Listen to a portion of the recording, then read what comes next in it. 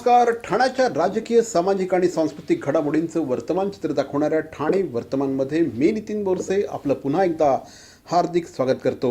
सादर करीत आहोत आजच्या ठळक बातम्या. ठाणे जिल्हा परिषदेचा 2026-27 साठीचा अर्थसंकल्प सादर करण्यात आला असून ग्रामीण विकास, शिक्षण, आरोग्य, पायाभूत सुविधा आणि डिजिटल प्रशासनावर भर देण्यात आला आहे. एकूण अंदाजपत्रकीय जमा 116 कोटी रुपये असून खर्च 116.93 कोटी रुपये प्रस्तावित आहे. शिक्षण, बांधकाम, आरोग्य, कृषी, समाज कल्याण, महिला आणि बालकल्याण अशा विविध विभागांसाठी निधीची तरतूद करण्यात आली आहे. स्मार्ट PHC, डिजिटल शाळा, पाणीपुरवठा, ग्रामीण रस्ते, कृषी योजना आणि सामाजिक सक्षमीकरणावर विशेष भर देण्यात आला आहे. हा अर्थसंकल्प सर्वसमावेशक आणि विकासाभिमुख असल्याचं यावेळेस प्रशासनाने सांगितलं. ठाणे महानगरपालिका क्षेत्रातील थकीत मालमत्ता करांवरील दंड आणि व्याजामध्ये 90% सूट देण्याच्या योजनेस 31 मार्चपर्यंत मुदतवाढ देण्यात आली आहे. या योजनेमध्ये निवासी तसंच अनिवासी मालमत्ताधारकांना समाविष्ट करण्यात आला आहे. करदात्यांनी थकीत कर शास्तीच्या 10% रक्कम भरल्यास उर्वरित शास्ती माफ केली जाणार आहे. नागरिकांना कर भरण्यास प्रोत्साहन देण्यासाठी ही योजना राबवण्यात येत असल्याचं पालिका प्रशासनाच्या वतीने सांगण्यात आलं. ठाणे महानगरपालिका मलशुद्धीकरण केंद्रातील पाणी औद्योगिक क्षेत्राला विकण्याचा विचार करत आहेत.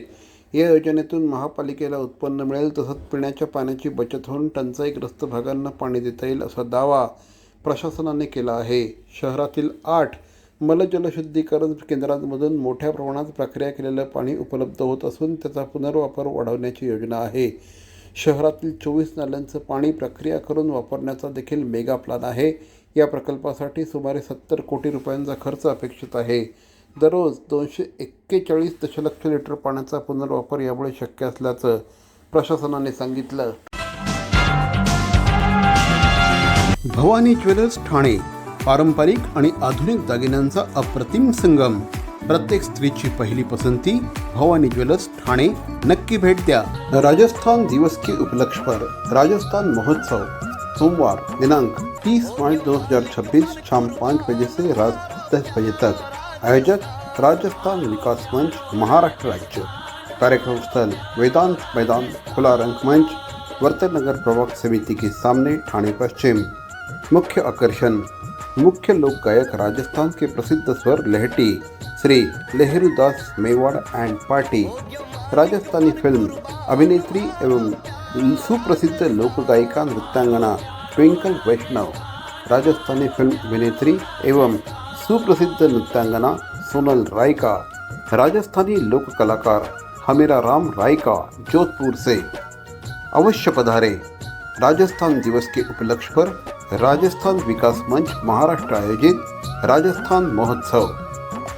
CP Goenka International School, nurturing talent at young age for scholastics, sports and performing arts in global perspective. Proud to have world toppers and country toppers in 10th standard Cambridge examinations. Ranked the best emerging school by the Times of India for personality over percentage. CP Goenka is the intelligent choice. Thane महानगरपालिकेचे मालमत्ता कर म्हणजेच property tax भरण्याचे आवाहन.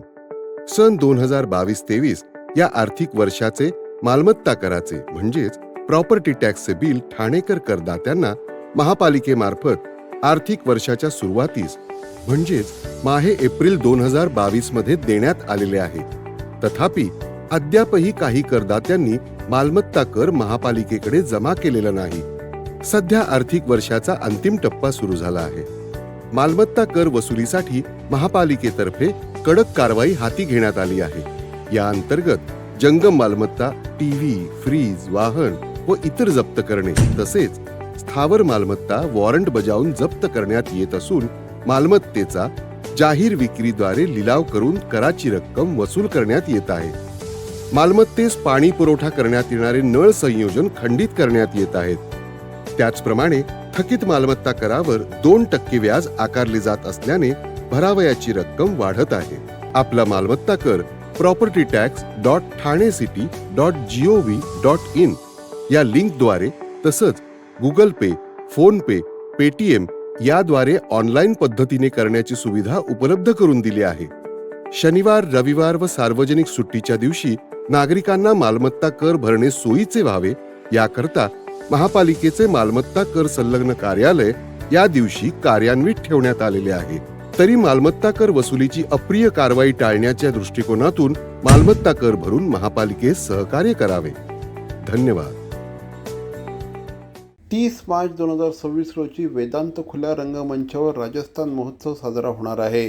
राजस्थान राज्य स्थापनेनिमित्त हा कार्यक्रम आयोजित करण्यात आला असून यामध्ये लोकगीत, नृत्य, सांस्कृतिक कार्यक्रमांचं आयोजन करण्यात आलं असल्याची माहिती श्री राकेश मोदी यांनी दिली.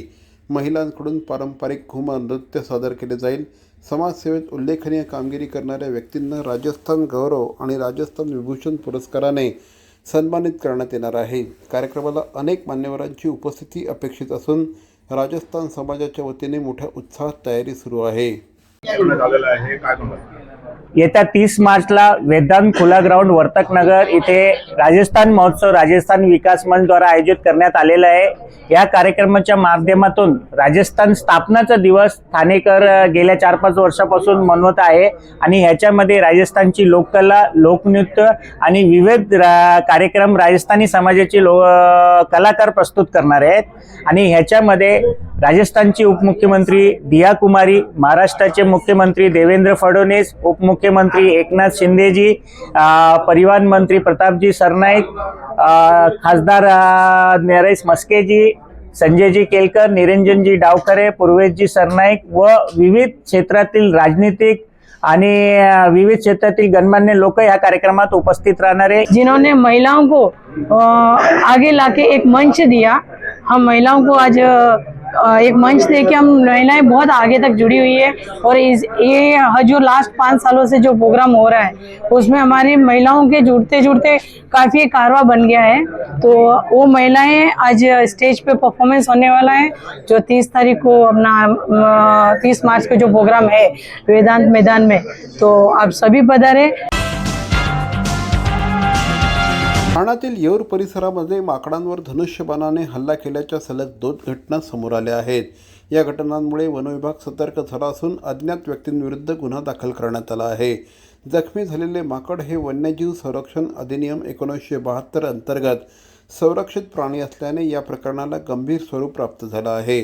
आरोपींचा शोध घेण्यासाठी वनविभागाने विशेष मोहीम सुरू केली आहे.